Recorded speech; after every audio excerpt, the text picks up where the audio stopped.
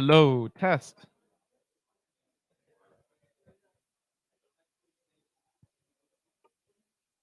Test, test. We're going to get started in about a minute.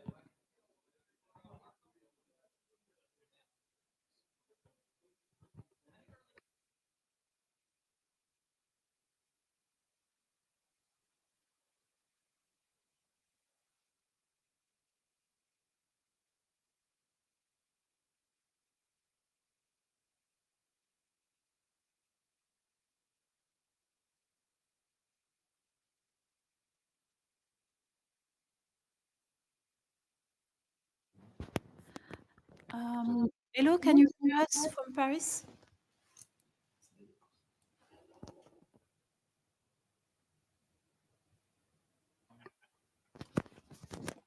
Do we have the Paris? We try to speak. We hear you, Christine. Yep. Great. Thanks.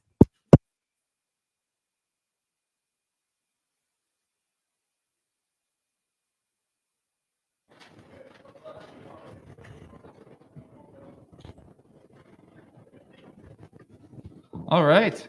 Thanks, everyone, for coming back from the break promptly. I know it's hard getting away from the conversations. We're going to have more today. This next talk, I'm really excited to introduce. What do the posteriors of probabilistic programs look like? Alex Lev is going to be giving this talk. So with that, I'll turn it over to him. Great, thank you. And hi, everyone. I'm Alex Lev, and today I'll be presenting some joint work with Mathieu Yuo, my advisor Vikash Mansinka, and Mathieu's advisor Sam Staten. So I don't think I need to convince anyone in this room that probabilistic programs are a very expressive way of writing down probability distributions and other measures. Just by incorporating the uniform distribution into deterministic programming language, we can express a huge variety of probability distributions. For example, we can use an if statement to define a Bernoulli distribution by checking a random number against a threshold. We can use the Box-Muller transform to define a standard bivariate Gaussian distribution by transforming uniform samples. We can sample from restricted regions of a space or from low-dimensional curves in an ambient space, even when they have measure 0. And by using probabilistic branches, we can create mixtures that are supported on really weird sets. And so a natural question we might ask is, well, just how weird can a probabilistic program get? So for example, using recursion, we can write a program that samples points within the complement of this Cantor dust fractal, which is the cross product of the Cantor set with itself. But is there a program that samples from that fractal, from the Cantor dust fractal itself? We know that it takes up a measure 0 subset of the unit square, but that shouldn't necessarily be an obstacle. We just saw that we can sample on a curve. We can similarly write a recursive program that samples from the upside-down triangles that are punched out during iterative construction of the Sierpinski triangle. But can we write a program supported on the Sierpinski triangle itself, the parts that are not punched out? And at this point, you might be thinking that these questions seem really esoteric. So I'm going to start by connecting them to some practical concerns we might have as language designers and theorists. Then I'll make the question of how weird a probabilistic program can get a little bit more precise before presenting our main result, and then trying to connect it back to some of these questions, these motivations that I'm about to present. So why do we care about how weird a probabilistic program can get? Well, as probabilistic programming language designers, we might want to reason about the coverage of our automation tools or interfaces. Do they handle any program that a user could throw at us? And so we want some way of characterizing the set of programs that a user could throw at us. And as theorists, it's also nice to have a new representation theorem or characterization of the definable objects in some language that help you abstract away details of how the program was constructed when you're trying to prove things about programs in the language. So as an example of a design question that might be relevant here, consider the primitive distribution interface. So most probabilistic programming languages have some notion of primitive distribution, and if you want to add a new one, you have to define a sampler and a density function, or you have to satisfy some interface. And one example of that interface would be that you have to write some program that samples from the distribution, and you also have to write a density function. And usually the specification of that density function is type dependent. So if I have a distribution over Booleans, I want a probability mass function. If I have a distribution over the reals, I want a probability 101 density function, right? And a way that you can make that formal is to say that for every type, there's some base measure, like the counting measure or the Lebesgue measure, and density should be computing a density with respect to that base measure. Now, this specification is pretty common. It's the one that we have in Gen, for example, pretty much.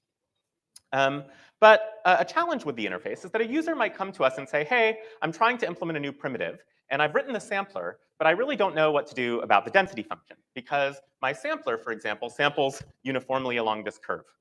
And there is no density function. There is no sort of probability 101 style density function for this distribution, okay? Because the whole support is contained in a measure zero subset of the plane. And so if this is our interface, we just have to send the user away and say, sorry, you can't write that function. And you might be thinking, are users really clamoring for the ability to sample from the McDonald's M? And the answer is no. But we have run into this issue in our lab when trying to extend Gen with probability distributions for modeling the poses and rotations of objects in 3D space. We wanted to add various primitive distributions over unit vectors representing rotations. But just like that curvy M, these distributions don't have densities in the standard sense. So we went ahead and implemented them anyway, but parts of Gen's design makes assumptions that are incompatible with them. So when you use them, you need to steer clear of certain features, which of course is not ideal. Right? So we would love to fix the primitive distribution interface to cover a broader set of programs. And there are various proposals for how to do that. For example, in this wonderful paper, Praveen and Kenshan define a small language of base measures. And we could say that a primitive distribution needs to have a sampler, a density, as well as an explicitly defined base measure object, or something like that, right? With respect to which the density is correct. And this idea of explicitly storing a base measure is also implemented in Chad Scherer's measure theory libraries in Julia. And a different set of Hausdorff base measures with a slightly different interface was proposed by Alexei Radl and Boris Alexeev in an AI stats paper in 2021. So depending on how expressive this set of base measures is, the new interface will have higher coverage than our previous interface. But is it universal? Okay, if a user comes to us with a program, can we always tell them a base measure that they can go implement a density function for? Yeah. M is a type, so MA is a type of measures over A. You can think of it as a probabilistic program returning A. Because we are thinking that we have a restricted type that characterizes base measures. Maybe it's a simple algebraic data type that says it's either Lebesgue or or something else. But I just want to leave open right now how this interface could be defined.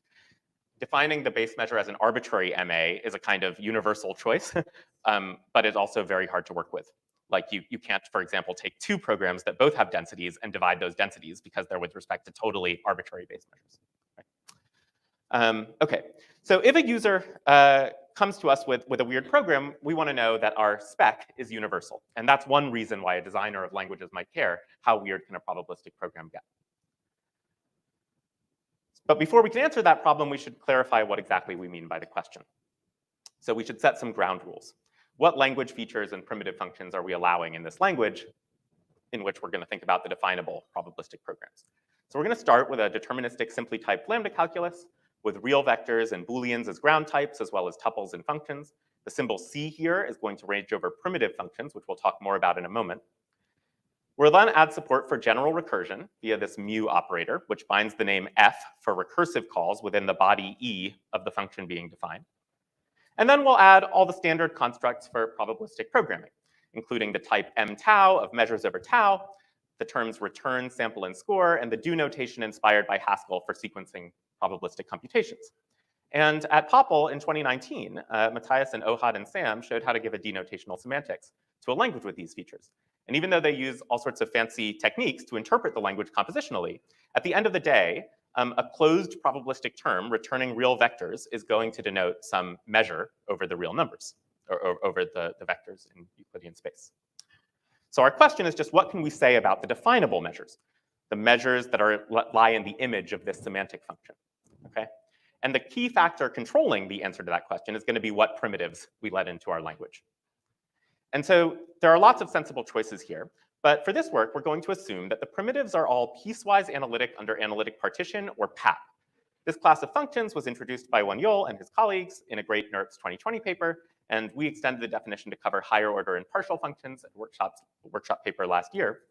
But to give you an intuitive sense of what's being included here versus what's being left out, all of the operations exposed by NumPy and Julia's math libraries and Haskell's numeric libraries, like all the things that you typically find in a math library, including special functions, fit this definition. And any program you could write that composes those operations using branching and recursion also fit the definition. But some examples of things that are not included are weird things like space-filling curves and indicator functions for the Cantor set. So we really are thinking about, you know, what are the probabilistic programs that you could write in practice using the kinds of functions that libraries typically expose to users. And you could choose a more general thing. You could say all measurable functions, and we know what the answer to the question is if you allow all measurable functions, also from this line of semantic work by Matthias and others, which is that you can define any S-finite measure, which includes all probability measures. So we do want something a little more restricted to make the question correspond more to our day-to-day practice. Now, with this choice in hand, we have a more precise problem statement, which is when the deterministic primitives in our language are PAP, what can we say about the definable measures? So what did we find? Let me first state our main result informally. For any probabilistic program, oh, yes. Piecewise analytic under analytic partition. So the idea is that you have a function that is made up of, that you can sort of partition its domain into countably many sets that are nice in a certain way. And the restriction of the function to each set is nice. Nice means real analytic in this case for the function pieces. And then for the set to be nice, it has to be sort of, you have to be able to carve out the set using finitely many inequalities. G of x is greater than 0, where G of x is analytic. So it takes a while to sort of think through all of the implications of that. And both of these papers are nice for doing that, but it applies to a huge number of functions. It's smooth and it has a nice power series. It's equal to, that converges locally and it's equal to the power series. Yeah. Okay, so our main result informally is that for any probabilistic program returning a vector of reals, its denotation is a measure supported on a countable union of smooth submanifolds of Euclidean space. So for example, and we'll get more formal soon, but just for an intuitive example, this strange program that we looked at earlier, we can carve up its support into a bunch of different smooth manifolds, each colored differently in this illustration. Some of them are one-dimensional, like these curves, right? Some of them are two-dimensional, like these shaded regions, okay? And this program doesn't have a branch that says, like, in this particular case, just return a point. But you could imagine that one of the branches just always returned a particular point, and that would be a zero-dimensional manifold in this image, okay? And our result is that we're supported on a countable union of these manifolds. And by the way, manifolds can't like cross themselves and things, so we have to divide this curve up into multiple pieces in order to handle this, right? Now, what we mean by supported on informally is that every sample that you get from this program is going to lie somewhere in these manifolds, but that alone is not that impressive because we could have just taken the whole space to be the manifold, right? So what we also mean is that if you remove any area from one of the two-dimensional manifolds, or if you remove any length from one of the one-dimensional manifolds, or if you remove any points from the zero-dimensional manifolds, then it no longer is supported on that, right? So all of the area that we're including here is essential. All of the length that we're including here is essential. Now, you can remove length from a two-dimensional manifold, and that's fine, but you can't remove length from one of the one-dimensional manifolds, okay? So how are we going to make this result formal? We need a couple of definitions, and these are also, we were sort of turned onto this track by Alexei and Boris's paper, which also works with Hausdorff measures.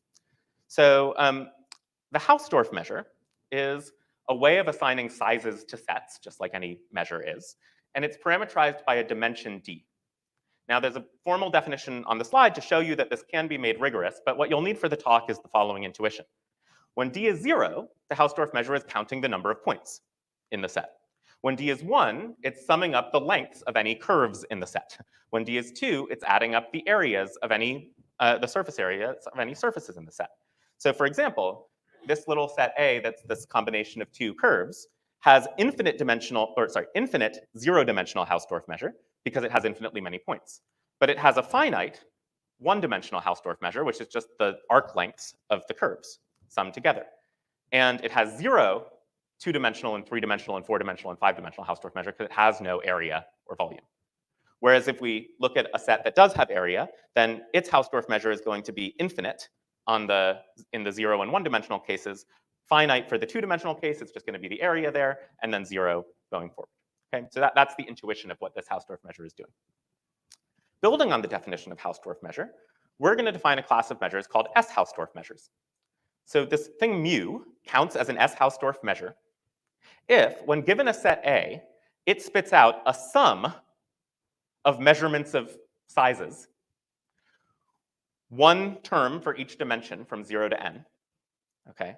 And it's intersecting A with a different set in each dimension. So there's part of A that it's going to look at and count its one-dimensional volume, part of A that it's going to look at and count its two-dimensional size, three-dimensional size, zero-dimensional size, and so on. And these regions that determine which parts of the space are counted in terms of length, or counted in terms of area, or counted in terms of volume, are themselves countable unions of smooth manifolds of the right dimension. So for example, we could take the support that we looked at earlier and the way that we divided up the support and use it to define a particular S. Hausdorff measure. And the way we would do that is we would set M1, the set M1, to the union of all the curves. And we would set M2 to the union of all these shaded regions. And what we would get out is a measure mu that, when given a set A to determine the size of, sums together two things. It sums the length of its intersection with the curve with the area of its intersection with the shaded regions. Yeah.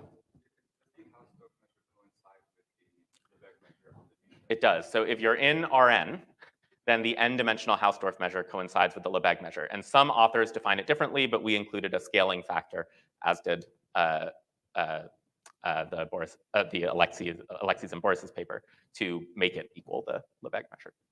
Yeah. So mu is going to measure a set in the special way determined by how we've decided to carve up a space into smooth manifolds. And so using this, we can give a formal statement of our result, which is that if we have a term of type mRn in our language, then there exists an S. Hausdorff measure, mu, for that term, such that whenever mu assigns measure 0 to a set, so does our program, and vice versa.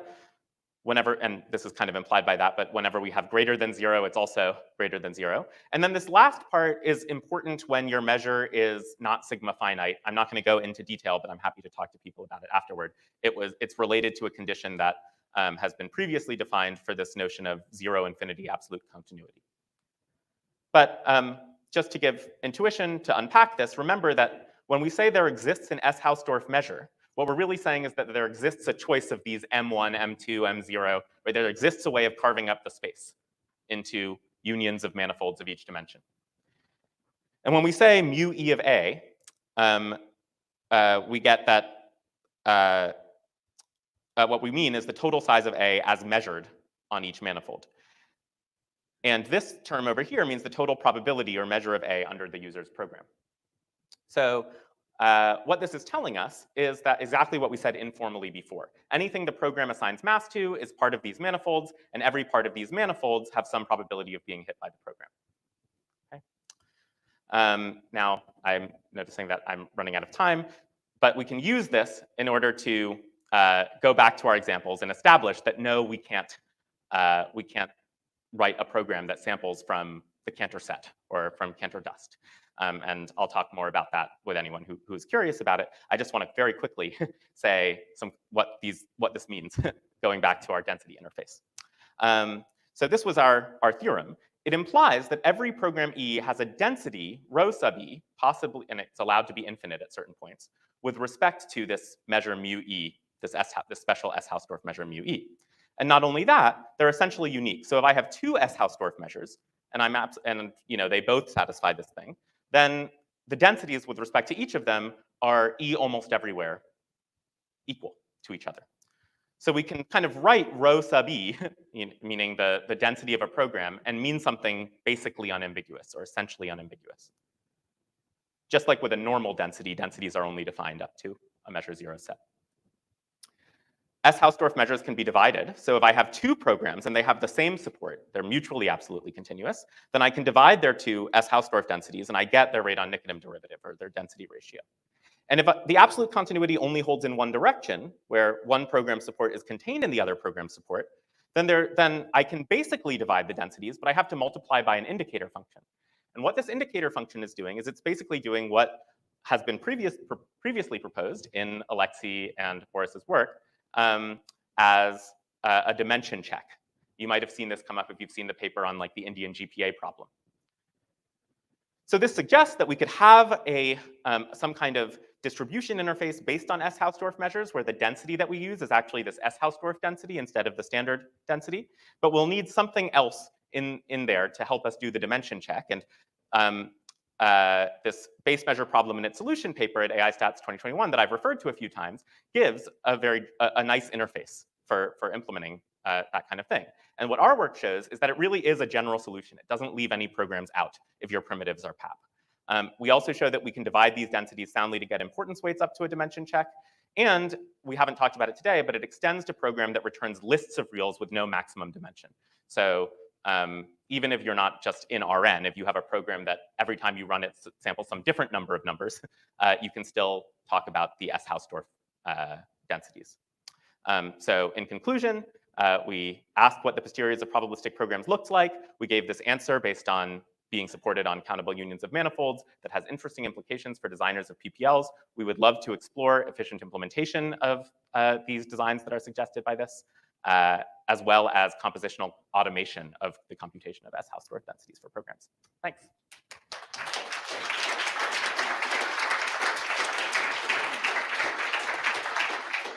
Awesome, thank you so much. The next speaker, Eli, is Eli here? We might have time for one question very quickly. Do you want to go? Yeah, one very quick question. Yeah, sure. Thank you, great talk.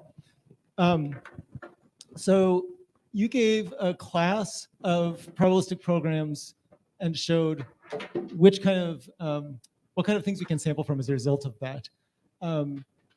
In practice, we can sample from a lot of sets that have fractal dimensionality. So what's missing from the class of functions or the class of programs that you introduced? Yeah, so I'm curious to know how those samplers work. I guess I haven't. Sorry? L systems. Yeah, I'd love to talk more and see what they use that is not included in the PAP definition. I know that there are definitions. You can think about what it means to implement a certain distribution in different ways. We looked at a particular semantic account. There's also things based on computable reals and other foundations that you could consider. So yeah, I'd be interested to talk more. While we resolve little computer things, would you mind answering one more question, Alex? Sure. Yeah, we had another. Eric in the back.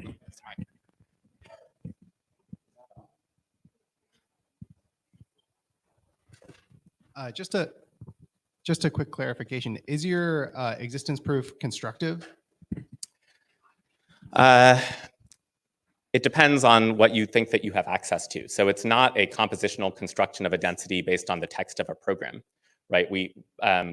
But it is constructive in that we take the PAP representation of a certain program and can talk about what manifolds come out of that.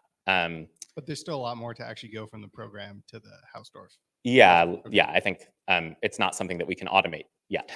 And in general, I mean, yeah, it depends on what you allow in your automation. I think automating it is related to the problem of disintegration, which has been studied as a symbolic transformation, but we don't have a complete algorithm for it. Okay, well, let's thank the speaker once again.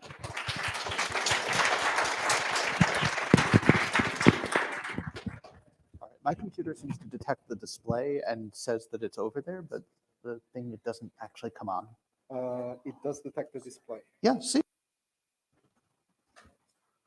Can you mirror just for a moment? Yes, that does nothing as well. Yeah.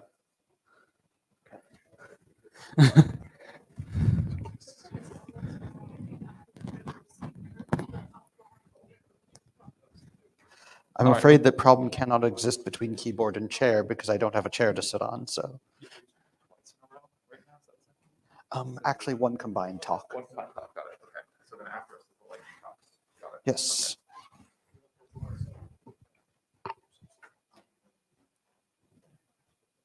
Okay. Have we just checked if the projector is on properly? Why don't you email Yes, your slides real quick while they do this? I have it on a USB stick in my bag, actually. You already tried it this one? Yes, I tried with Tried Mirror. that doesn't work as well. Should we just restart the computer or like? I guess not. Can you try this adapter instead of your own? Yeah, sure. Oh, okay. This is a USB stick. Yeah, I told you. Yeah, no, you see? Oh. Yeah. Oh, see.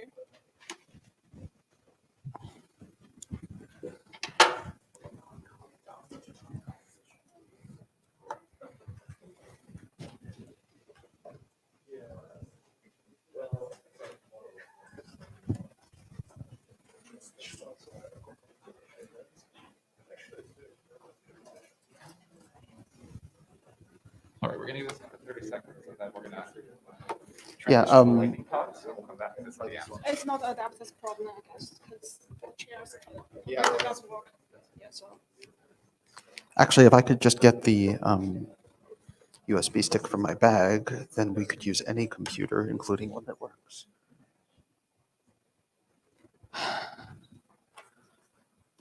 All right. Well, let's come back to this at the end of the session. We'll give it a chance to resolve these technical issues. Sorry, everyone, for the little hiccup here, but that's fine. We'll have time at the end. We're going to do the lightning talks. So that's happening in Paris. So Christine, are you there? Do you think you could step in and Victor Blanchi can take over for a few minutes while we resolve these issues over here? So you're suggesting we should just try to fix this? We could also just do a 10-minute talk to Eli. Yeah, there's a number of solutions here that we could consider. Yeah, I mean, yeah, let's see. How long are we in? We can give it another 60 seconds. I think we might have to. What do you?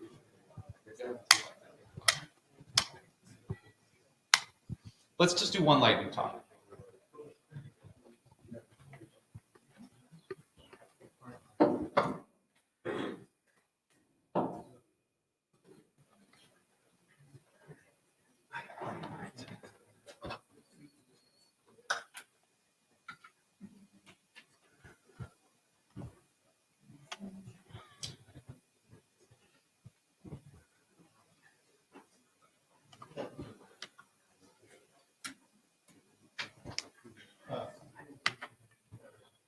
Do you want to test the first? Can I talk?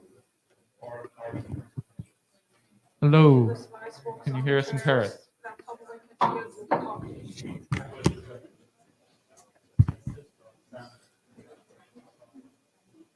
Which one is it? The first one. Looks like we're going to get this working, actually. So you slideshow.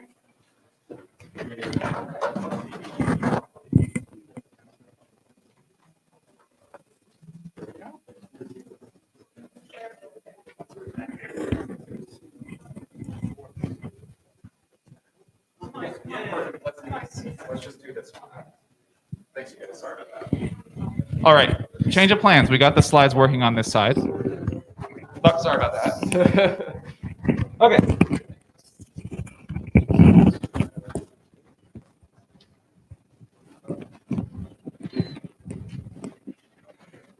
All right, so the next speaker that we're going to have is going to be Eli. He's going to be presenting work on tracing policy programs. So with that, I'll turn it over to him. Hello? Okay, good. Hi, my name is Eli Senesh.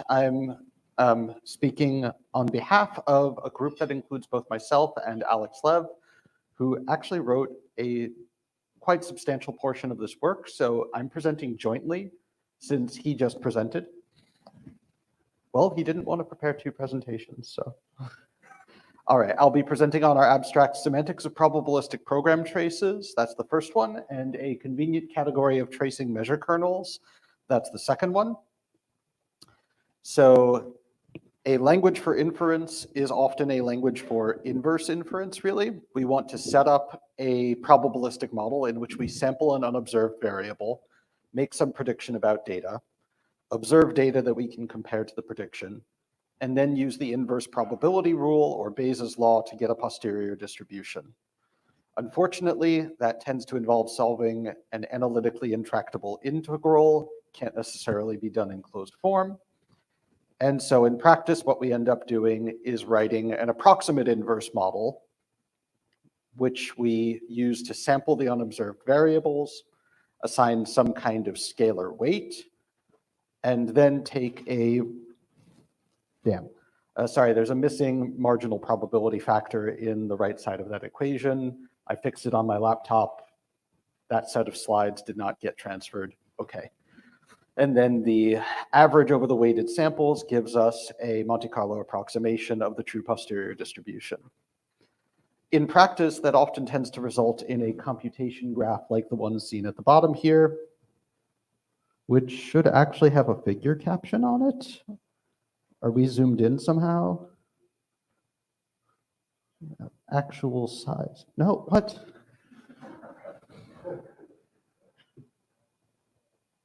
I think you should just roll with it. Yeah, well. Command plus.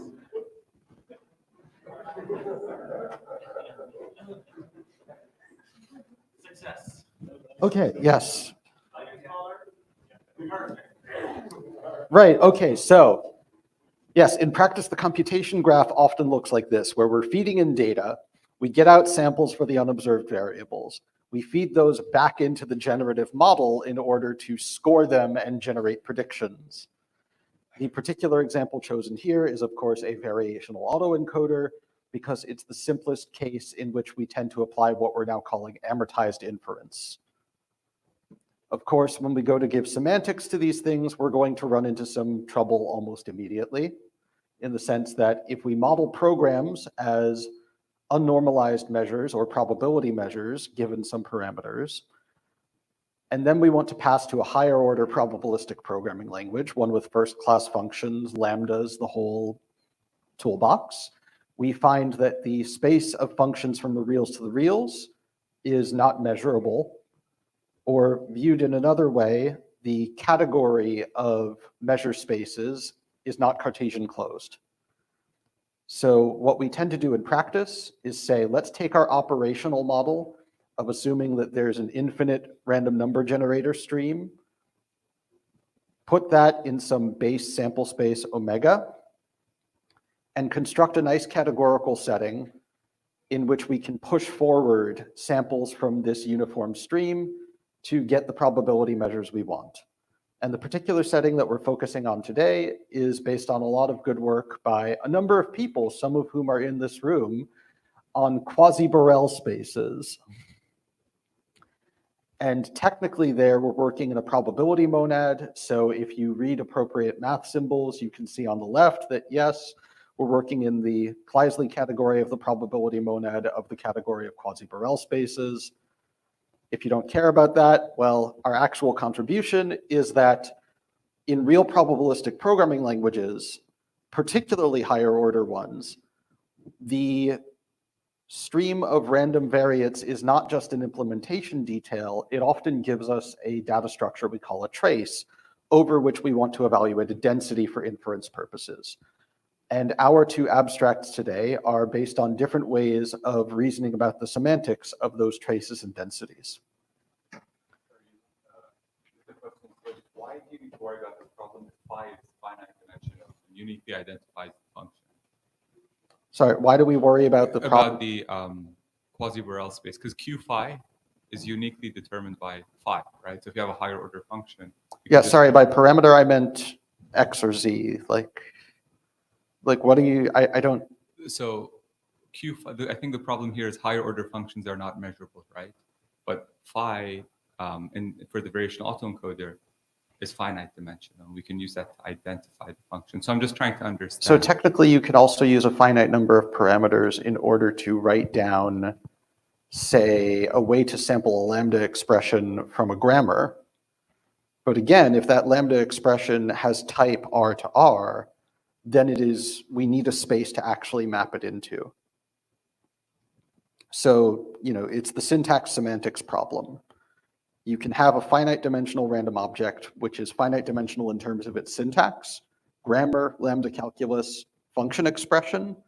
But then if you want to ask, what is this mathematically, semantically? Well, it's a function from one space to another space, and we need a space of measurable, or in our case, quasi-measurable functions to model that. All right, so I had mentioned amortized inference earlier, and what we're typically going to want to do there is to feed some data into this approximate inverse model Q. We get a trace tau out. That trace contains an address Z with some data, some real numbers, and a symbol there. I'll come back to what those are later in the talk. And then we're going to use the trace tau scored under the program P, given the X, to calculate a variational objective. And the point of a variational objective is that when we find some local optimum by gradient descent, coordinate ascent, some other method, we're going to have set the phi, those parameters, to give us the best approximation to the true posterior available within this approximating family. That's amortized variational inference. All right, so here are sort of short outlines of our two abstracts. In the first one, on the left, we're focusing more on the language that we use to represent higher order probabilistic programs. We set it up so that there's a type of heterogeneous traces, and all probabilistic programs we can write in that language are traced from the beginning. We can then talk about correct by construction inference procedures using program transformations. And as a special note, Alex is the first author on that first abstract. And so while I will, of course, continue using the rhetorical academic we throughout the talk, in all talking about that abstract, it really means Alex. In the second abstract, a convenient category of tracing measure kernels, we look at the categorical domain in which we are giving semantics, and we ask, can we add traces, likelihood weights, and densities to that domain so that essentially we can map from an arbitrary syntax into this categorical domain and be able to reason about densities, traces, and inference. There we'll be considering inference as change of measure ratios. All right, on to the first abstract. As I had said before, this is Alex Lev's work as first author, and he simply asked to only have to prepare one presentation for today. Let's see, trying to turn on this laser pointer because I'm about to use it. Okay, well, aha, okay, yes. So we're going to start by formalizing a core calculus of trace probabilistic programs in which traces work more or less like how we actually use them in real PPLs. So the calculus is capable of expressing simply typed lambda calculus. We give a measurable space of heterogeneous traces, which is a somewhat complex construction. And then we can assign pair semantics to each closed probabilistic program, where closed means that it has no free variables. The pairs are those of, on the left, an unnormalized measure over traces, and on the right, a measurable function mapping traces to return values. Then we can derive provably correct program transformations for sampling a weighted trace from a probabilistic program in this core calculus, and for calculating the density of a program at a trace under a suitably constructed base measure for traces that gives us pretty much the result we would intuitively expect. So we're going to just breeze through the core calculus a little bit before going on. Ground types are those that can function as the sample space of a primitive distribution in this formalism. Then types are simply the types that can be assigned to data, including, you'll see at the end, both primitive distributions and general measures over arbitrary data. We then have terms, including those of a generic typed lambda calculus, those that we can use to form traces, and your typical monadic sample, score, return, and sequencing operations for the probability monad in functional programming. Here at the bottom, we can show some of the type rules. Tracing needs to have something of ground type assigned to each variable. We can concatenate traces. We can sample from a primitive distribution only.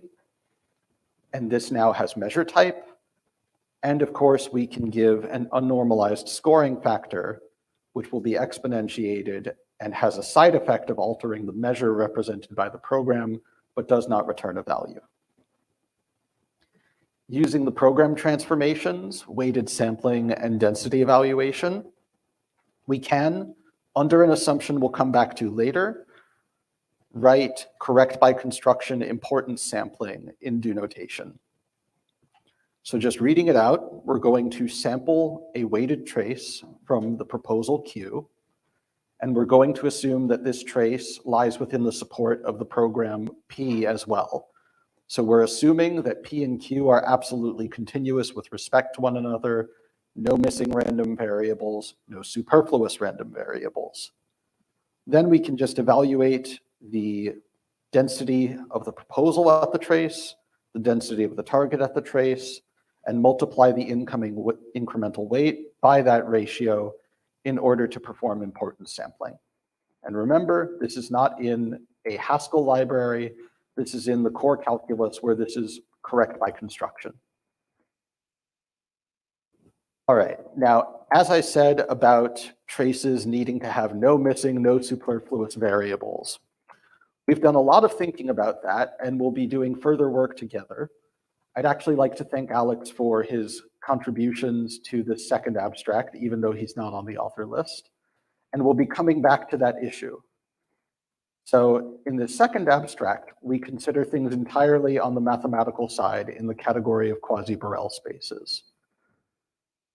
So we try to take this trace, which has an address Z, and now I'll tell you what's going on in here. 0.23 is a quantile, an element of the unit interval, or you could think the output of a cumulative distribution function. And then since we have a heterogeneous sample, it's type tagged with the symbol for this support type. We have a notion of addresses, that's just a countable infinite set. Support types, that's just another countable set. And we can model traces as essentially just partial functions. They're defined at some number of values, and they map an address to a quantile and a heterogeneous sample. In our abstract, we show that these form an object in the category of quasi-Borel spaces. Now, the quantiles here stick out a little bit because we haven't actually used them for anything yet. What we're going to do is tie them back to the original randomness stream from which every morphism in QBS is drawing and pushing forward its random numbers. So we rearrange the base sample space so that it is addressable. And since the address set is countable rather than uncountable, that actually still leaves it intact as a quasi-Borel space, as a standard Borel space, which can serve as the base sample space for QBS. We then give this a neat little name. A lazy trace is a probability distribution over these infinite trees, or we can think of it as a memoized random function mapping addresses to quantiles. And here's where we use the quantiles from the eager traces. We can take quantiles from the eager traces, put them back into a lazy trace, and run a program conditional upon a trace that way. We then say, all right, we want to reason about densities. that means that we have to be talking about measures over finite dimensional sample spaces. We diagram out the property here, which we call randomness projection, which simply says that given an infinite countable set of random variates, we're going to take some finite number of them, assign them addresses, sample values, etc., and then use that to deterministically push forward some transformation of the input to get the output. Now, having this notion of an eager trace that we can write down as output, we just use the logging monad or writer monad to write down both that and a non-normalizing weight. This means that we now have a diagrammatic way of writing our nice Markov kernels in our convenient category of measure tracing measure kernels built on the QBS probability monad. Finally, what we can use all that inference state for that we got with the logging monad is to write general case weighting rules for transforming samples from one program into samples from another program while getting the correct integral at the end. Now, we note that this forms a category because by forming a category, it also means that these change of measure morphisms compose, which allows us to describe nested sampling techniques as well. In conclusion, we started with a very high-level look at tracing and densities over traces in higher order probabilistic programming languages. We then took a pair of approaches, one based on a core calculus and another building on the work on quasi-Borel spaces to build up ways to reason about densities and traces so that we can then eventually reason about inference programming in the semantic domain. On the one side, inference programming applies changes of measure, and on the other side, it consists of correct by construction program transformations. Our work was supported by the NSF, took place jointly at MIT and Northeastern, and we look forward to talking to you about it.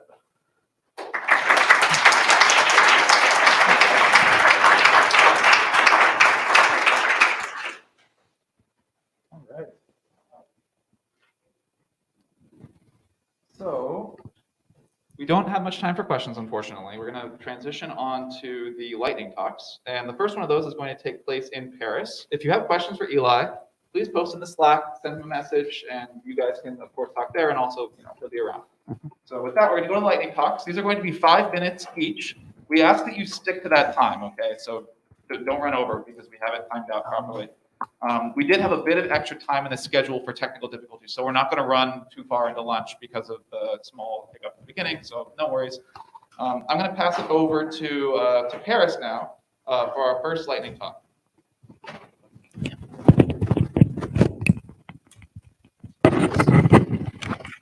Yes. Okay, can you hear us? Hello, can you hear us? Yes, we hear you. Okay. Okay, sorry about the camera. You cannot see us, but I will share the screen.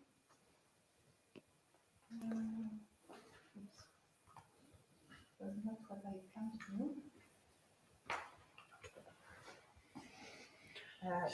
Ok, thanks. Ok. Eux, ils peuvent pas voir. J'ai cliqué sur l'envoi. Ok, d'accord. Je voulais share screen et j'ai cliqué sur share. We cannot see your slides yet, but we Yes. can hear you. You do share screen and then window.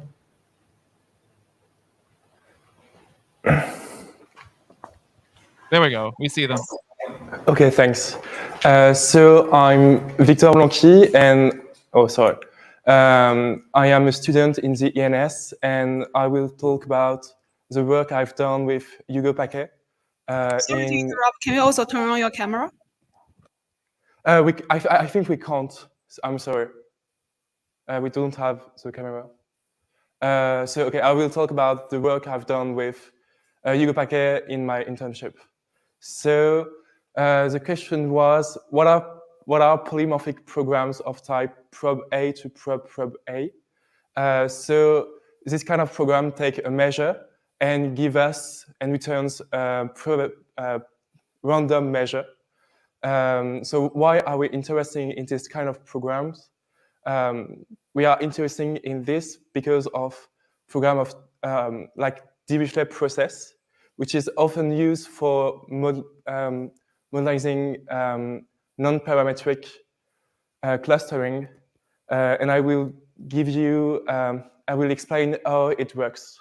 So if I take A, like all the color, like the set of all colors, and I give a measure new on these colors, I can return with Dirichlet process a random measure by first sampling a sequence of weights, so W, according to a stick breaking procedure. This sequences has to sum to 1. Then I'm sample a sequence of IID from the base measure new.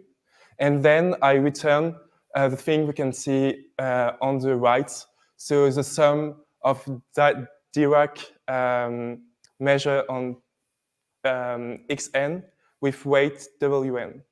So the question is this kind of program the more general we can have?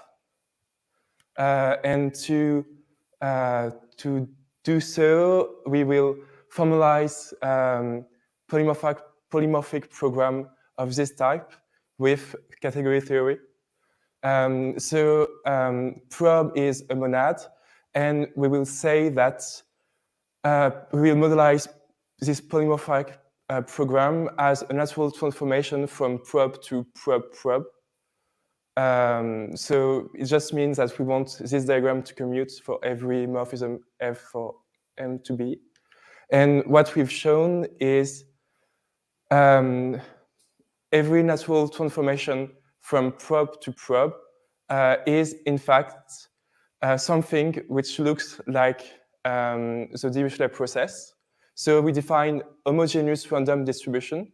So if we have distribution phi over nabla, which is the sequence of weights which sum to 1s, we can sample from this thing, then sample from the base measure nu, and then we'll just have a part which is discrete, and we do the same thing as the Dirichlet process, and the other part which is just the base measure, and so every natural transformation of this form. Okay. Thank you for your attention. Okay.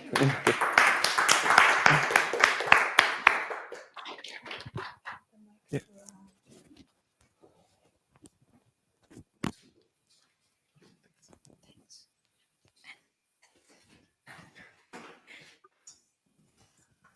So our next talk is also in Paris. From Pisa.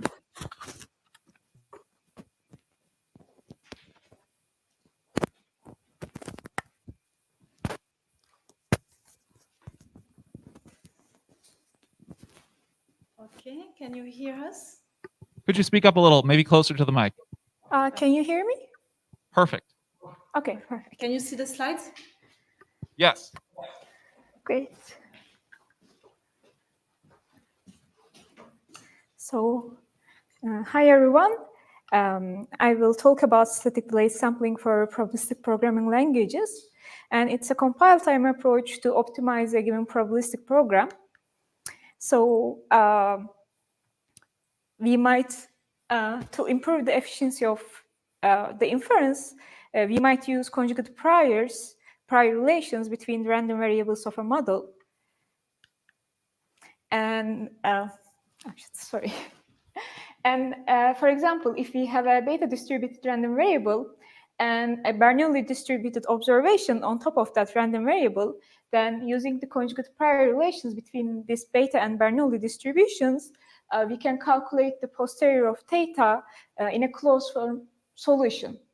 And this can be done manually, but for large models, it will be error-prone and time-consuming.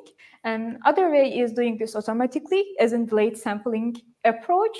And this approach uses conjugate prior relations to make it more efficient during runtime.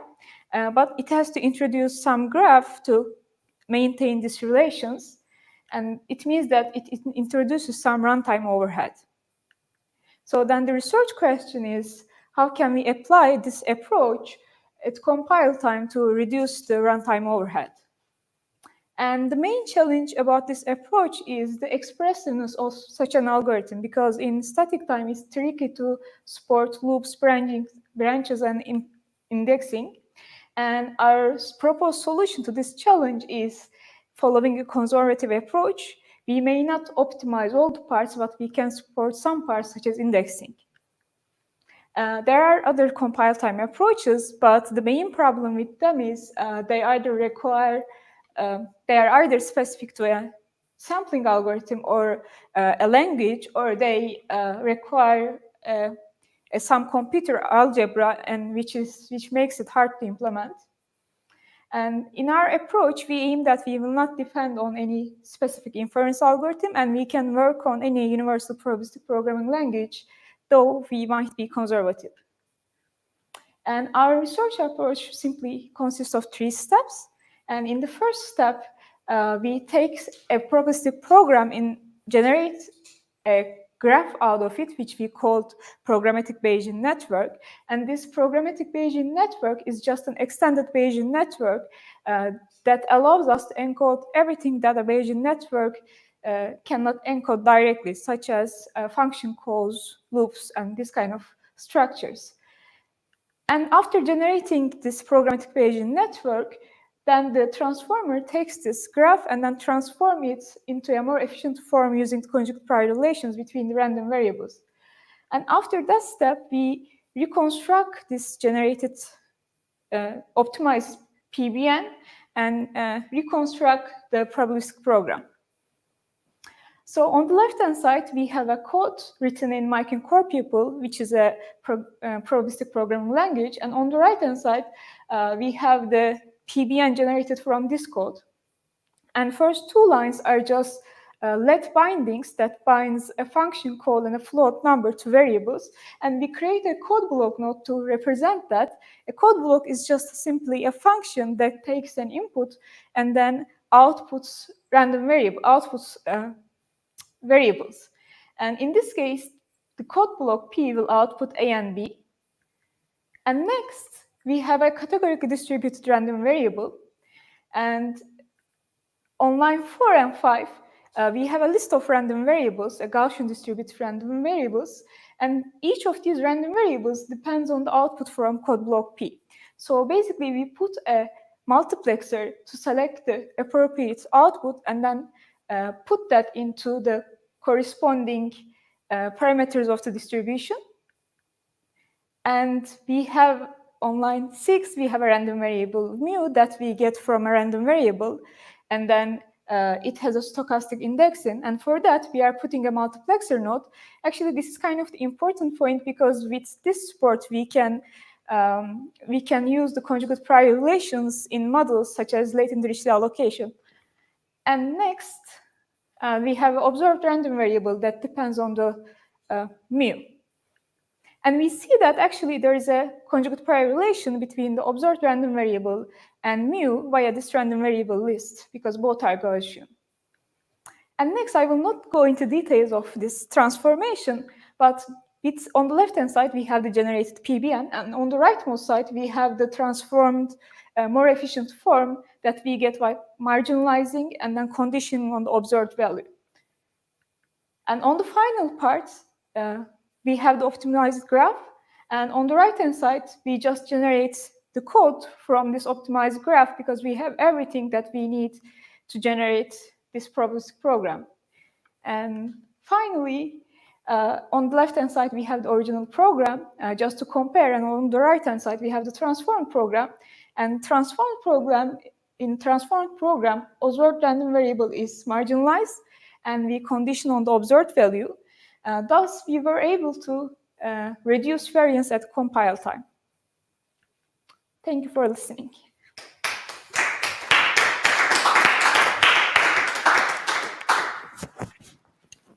Awesome. Thank you so much. The next speaker is going to be online. I believe it is Sean Moss. If you're there, Sean.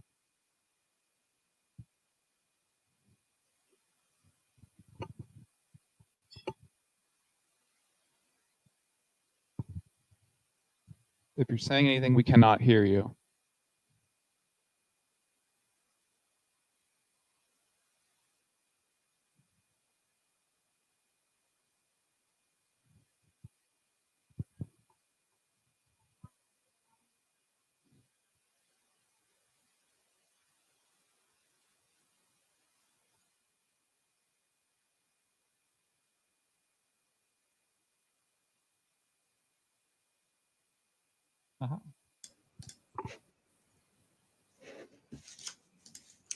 Hello, can you hear me?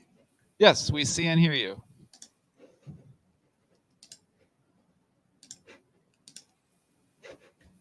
Okay. We got your slides. Great. All right, feel free to start. Great. Thank you. Thank you very much. Okay. This work is about using monads to give a denotational semantics for probabilistic languages.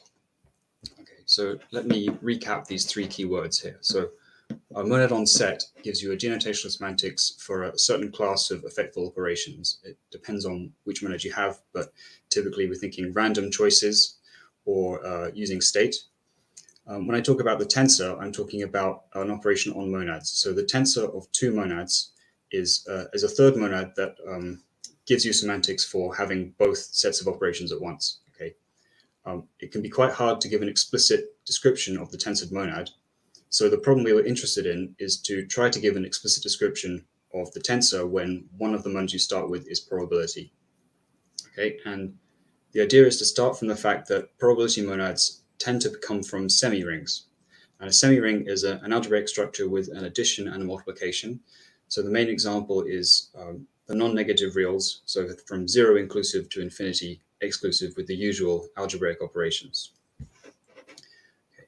If I fix a semi-ring R, then I can get two monads out of it. So there's a monad TR, which sends a set X to the set of finitely supported functions from X to R. And these are unnormalized measures on X valued in R. And there's an important submonad where you take all those measures whose total mass is 1. Now, if we take our semi-ring R to be the non-negative reals, then we get back ordinary probabilities and ordinary finite unnormalized measures. But there's lots of other semi-rings we might take. And for a probabilistic example, suppose we wanted to infer the bias P of a coin, which we didn't know. We could then work with the semi-ring of polynomials in P. But no, because our semi-rings don't have subtraction, we have to include an explicit element which represents 1 minus P. Okay, and then measures valued in this semi-ring are like distributions that you can generate using a programming language that has access to a coin where you don't know the bias. So T sub R and T sub R1 are quite nice explicit forms for a monad to have. But to get some more examples, we need to generalize just a little bit. So one thing we need is that we need the semi-ring R to have a possibly non-commutative multiplication, even though in probability, usually the multiplication will be commutative because, say, flipping two coins, you can usually exchange the order of the flips. Right? And another generalization we need is to go from the total mass being 1 to being able to fix a subset S of the semi-ring, and then looking at those measures whose total mass is in that fixed subset S. And there are some conditions on S that make this well behaved, but we don't need to worry about those. Okay, so many non-probabilistic effects are generalized probability theories in this sense. So for example, global state, where we have, for simplicity, one memory location, we can use a semi-ring which is generated by the set of all possible reads and possible writes. Now, because reading and writing don't commute with each other, the multiplication in this semi-ring isn't going to be commutative because we can't swap the orders of two writes operation. We can present the semi-ring using a short list of equations on top of these generators. So, for example, the equation I've written down says if you write little I to the memory, then write little j, that's the same as just writing little j without the first write. Okay. Now, if you choose the right subset S, then the generalized probability monad that you get is precisely the usual global state monad. Okay. to turn to the problem I said on the earlier slide, the tensor of two monads corresponds to having both classes of effectful operations, but where the operations from one class commute with all the operations in the other class. So in terms of programming, that says you can reorder lines in a program like we have here, where flipping a coin commutes with, or can be reordered with reading from the state. Okay. So our idea for getting a description of the tensor monad is to use a tensor of semi-rings, which is a sum of semi-rings. So a semi-ring that contains the two starting ones, together with some equation, an equation that says the order of multiplication doesn't matter for things in different semi-rings. We have a result that says the tensor of two monads of full measures always corresponds to the monad of full measures for the tensored semi-ring. And we have lots of examples in the generalized case where we get an isomorphism like this.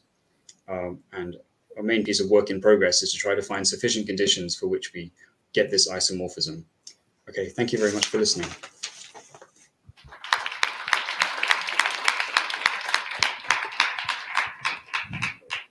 Thank you very much, Sean. All right, we're transitioning to talks that are here in Boston. So the next speaker is going to be Pedro. Hi. All right.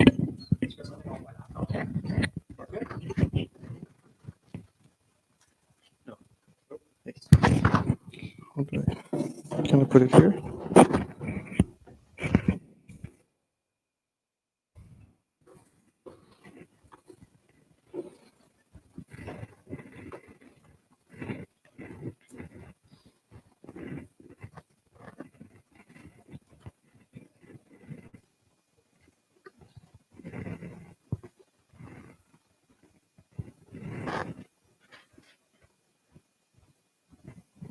Sorry, we're still having some technical problem sharing online.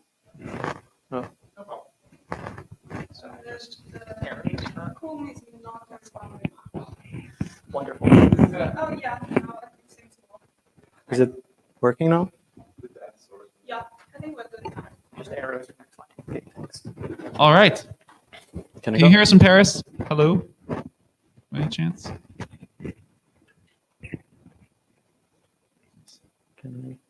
Hello? Test? All right, well, let's get started. I think they'll hop right in. So Pedro, why don't you take it away? Okay, sounds good. Hello, everyone. Today I'm going to be presenting some work I've been doing with Justin at Cornell. So just to bring some of the ideas that the reason why we were thinking about these things.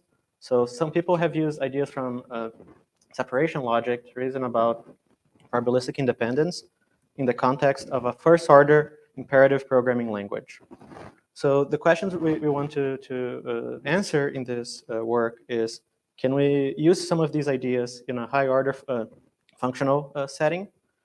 And can we use a type system that encodes their reasoning principles inside the type system itself without needing to go to an outside logic?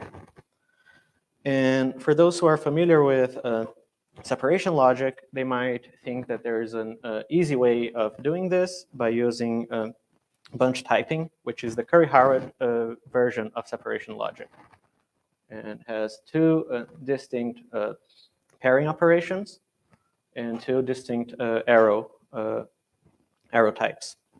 And the way to give semantics to these things is fairly well understood. It's by using Cartesian closed categories with a separate symmetric monoidal closed structure over it. The problem with this approach is that these models are extremely rare in the real world, and there are no known models for it that can handle probability.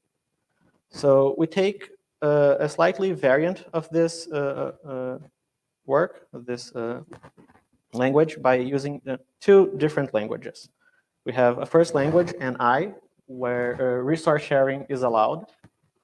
We have a second language, I, where sharing is not allowed. And we have a functorial layer between these two languages, between the language NI into the language I. And thinking more about the syntax, what this means is that there are two separate typing judgments one for the NI language and one for the I language. And there's a type constructor M in the I language, which models this functor between these two languages. The categorical semantics for this is fairly simple. There's a category C, which is a copy-delete category, which is just basically a category that allows you to reuse values. There's a symmetric monadal close category L, where sharing resources it won't be allowed. And there's an applicative functor between these two categories. And for those who don't know what that entails, what we're interested in is basically that it has this operation. It has an operation that takes two independent distributions and outputs their joint distribution. And what's really good about this setting is that there are many actual models out there. So there are models based on familiar models of linear logic, such as probabilistic coherence spaces. There are for algebras for commutative monads, which are many probability monads out there. So this is a very general framework that works for different probabilistic semantics. And it's also the more general version of affine separation logic. And we also show a theorem that basically justifies our claim that this is a language for reasoning about probabilistic independence, which says that if you have a program T with no free variables of type m tau 1 and m tau 2, then it can be factored as two different morphisms, which corresponds to the marginal distributions, such that the semantics of T is their joint distribution, is their product distribution. Thank you.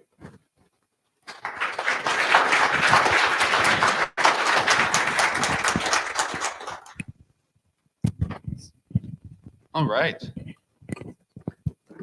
Thank you, Pedro. Next up, we have Matteo.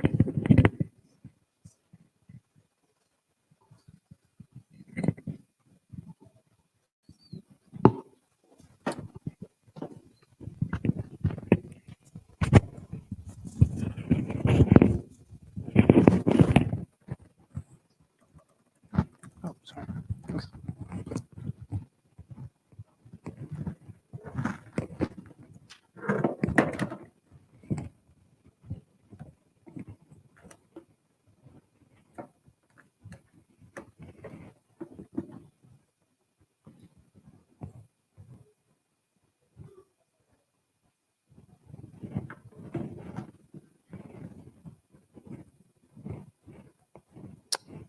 Doesn't look very well.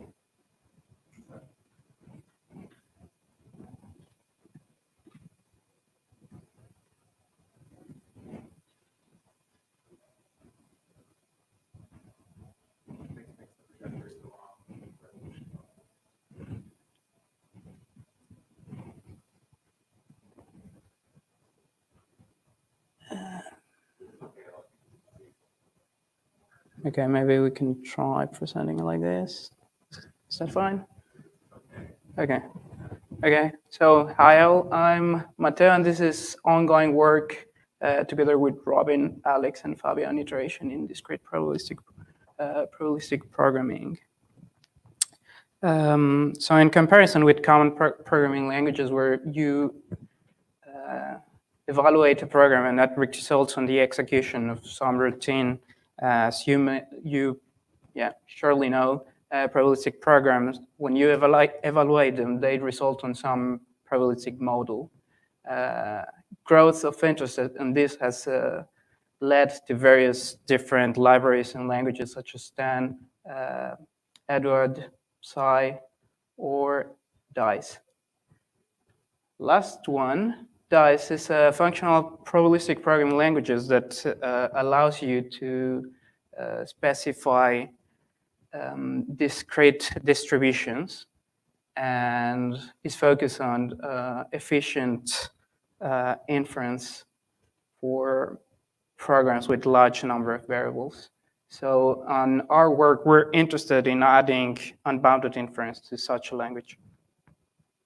So to give a high overview of what DICE offers to the users, A user in DICE can specify variables, tuples, if-then else statements with probabilistic guards, Bernoulli distribution, and observations. It also has functions, let bindings, and not in this figure, but also present, you can specify bounded integers and bounded iteration.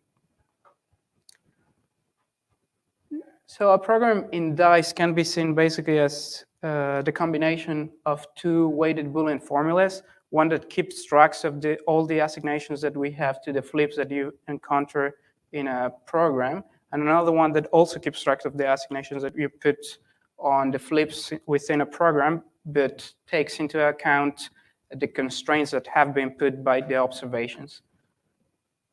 This is internally represented with binary decision diagrams, and probabilistic inference is performed using weighted model counting on this and using a weighted formula that keeps track of all the weights of the flips that we've defined so far. So while DICE allows you to define a lot of different interesting programs, while leveraging like the expressivity together with the constraints that you must put in order to scale to programs that have a lot of variables, it leaves out certainly interesting things to have in probabilistic languages, such as continuous random variables, and of interest up to us, unbounded iteration.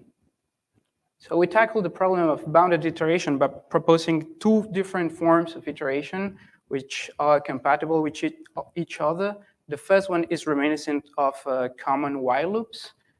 So basically, we define a form of iteration that takes some expression t that starts with an initial value of x that is equal to something that the user passes to t, and then it will keep iterating t while consuming some Boolean variable that functions as a guard, g. And in the process, we will keep updating x with the value t of x, stopping whenever g is false. So this works. It's well known since the work of Cousin in the 80s. One problem with this is that its semantics is uniformly zero on diverging executions. So our second form of iteration does not have this problem, and it's basically done by taking the mean ergodic fixed point of some probability expression, again t, that also takes some value x, and it will keep iterating t while taking the increased average of t of x, hence grabbing the Casara limit of the transition kernel that is basically defined by the expression t that we're iterating.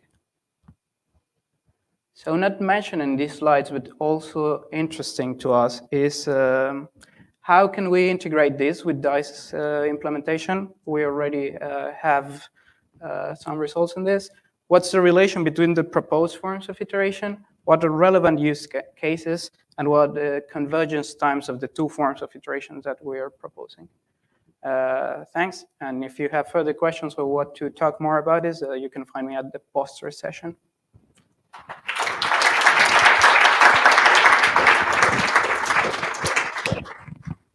Awesome.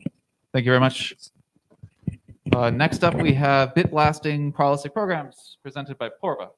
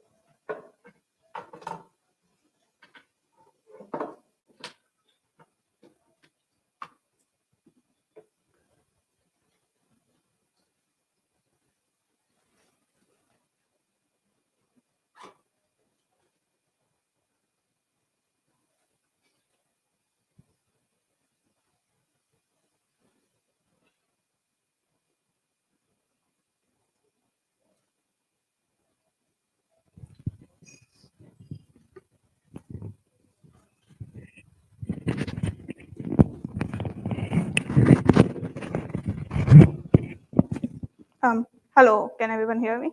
Perfect. So, oh yeah. So I'm Purva, and today I'm going to talk about how we can use bit representation of numbers for better inference on hybrid probabilistic programs. So let's start with the motivation. Real life problems are complicated. They need hybrid models. They need a component of discreteness and continuity, both of them, to express the problem in its full glory. So some wide-known examples would include TrueScale, spike and slab regression in computational biology, or modeling supply chain variables. And there are many more examples. So how do existing PPLs stand with respect to hybrid probabilistic models? I would like to evaluate them on two parameters, scalability and expressivity. On one hand, you have these universal PPLs which can perform inference for any probabilistic program that you can write, but they do not scale well on hybrid models. On the other hand, you have these special purpose PPLs which are very fast for the kind of program they support, but they impose non-trivial constraints on the kind of programs you can write in them. So what can we do to push the boundary of these special purpose PPLs? You can, for instance, take DICE. It supports discrete inference, but it does not support continuous distributions, which does not allow it to support hybrid models. So one way to do that would be to use discretization. But you try to have a finer discretization for higher accuracy, and then you run into scalability issues. So can we do something else? We can do bit blasting. Let me explain bit blasting with the help of a simple example. Imagine that we have a continuous random variable x, which has a uniform distribution in the unit interval. Now you want to approximate it with a discrete distribution over fixed point numbers. And fixed point numbers have a fixed bit width. So let's take the example that it's 3 bits wide. Now a naive discretization strategy would be that you assign 1/8 probability mass to each of the values. But this might not scale well as you increase the number of bits. We can bit blast. What we can do is we can take 3 independent Bernoulli random variables, assign them with probability half, and combine them as a fixed point number. So now you have a uniform distribution over 8 values with just 3 random variables. Push it a bit further. If you have 32 bits in the representation of x, then you can have a uniform distribution over 2 raised to the power 32 values. That's more than 1 billion values with just 32 flips. Now, can we use this technique to have arbitrary distributions which are not uniform? And it seems we can. If we encode the dependencies of between these bits in a careful way, we can represent a triangle distribution, which then combines with a uniform to give you a linear distribution. And these linear distributions can be stitched together to give you a piecewise linear distribution. And as we know, we can use a piecewise linear distribution to approximate any arbitrary continuous distribution. Let's see it in action. So on the screen right now, you can see 2 different bit width approximation of a Gaussian distribution with bit width 4 and bit width 5 and different number of linear pieces. And if you just increase it a bit more with bit width 7 and 32 linear pieces, you get some approximation like this, which is visually indistinguishable from a Gaussian distribution. So we implemented this, ran some experiments on exhaustive, on a comprehensive suite of hybrid probabilistic programs, and it works. So yeah, thank you for listening, and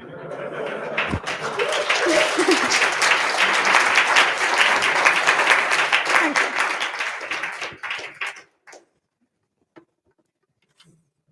Awesome. Thank you, Purva.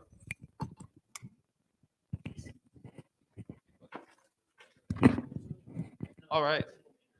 We have one more presentation. We're going to end right on time. Amazing. Mako is last in this session.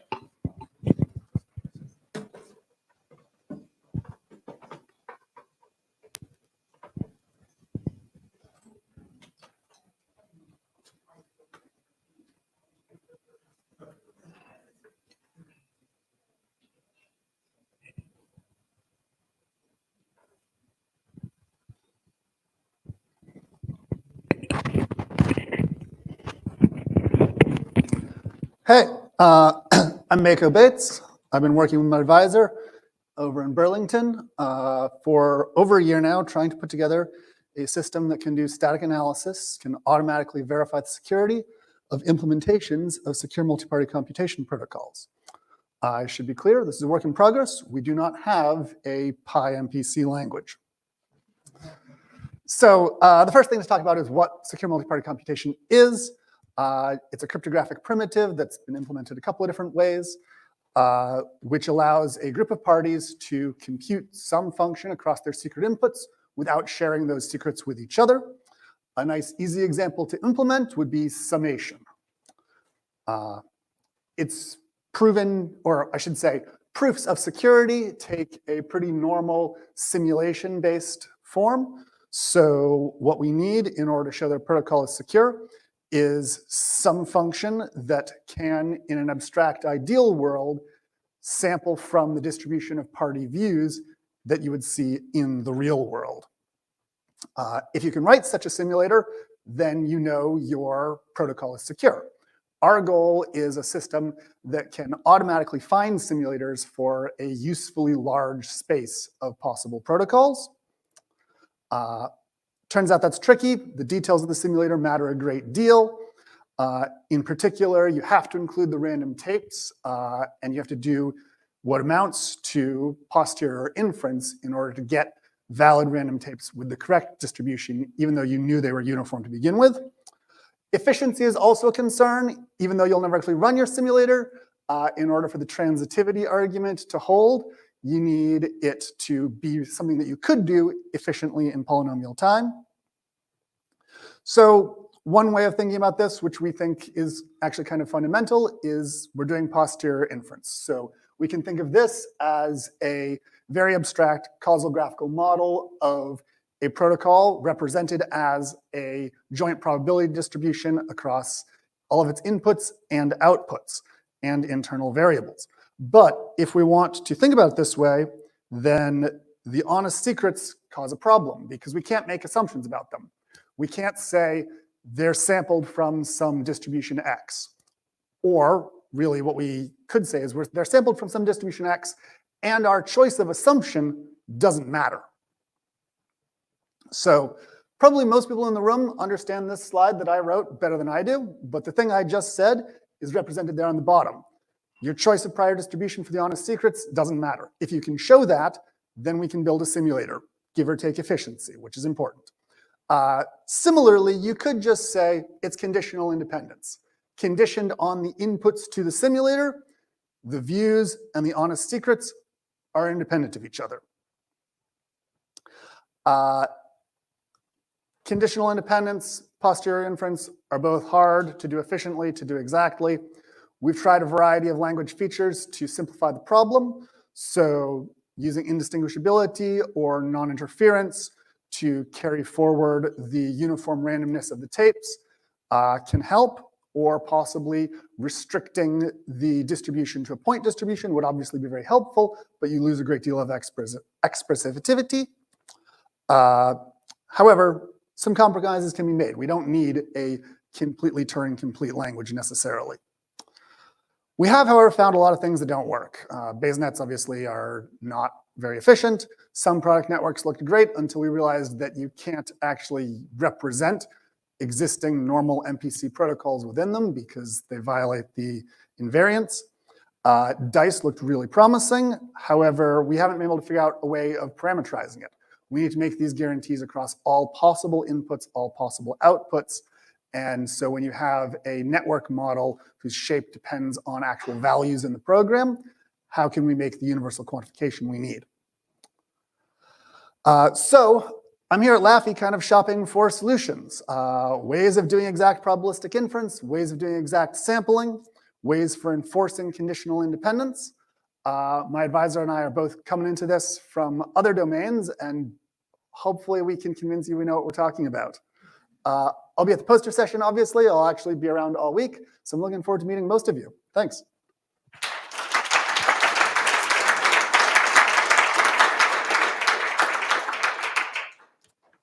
All right. So that's the end of the first talk session, or second talk session. So now we're going to go to lunch. So that's going to be a 90-minute lunch. We'll be back at 2 p.m. There is lunch nearby here in the building, I believe. So we should all be able to head over there and get lunch over here in Boston. And we'll see everyone in 90 minutes. Thank you very much.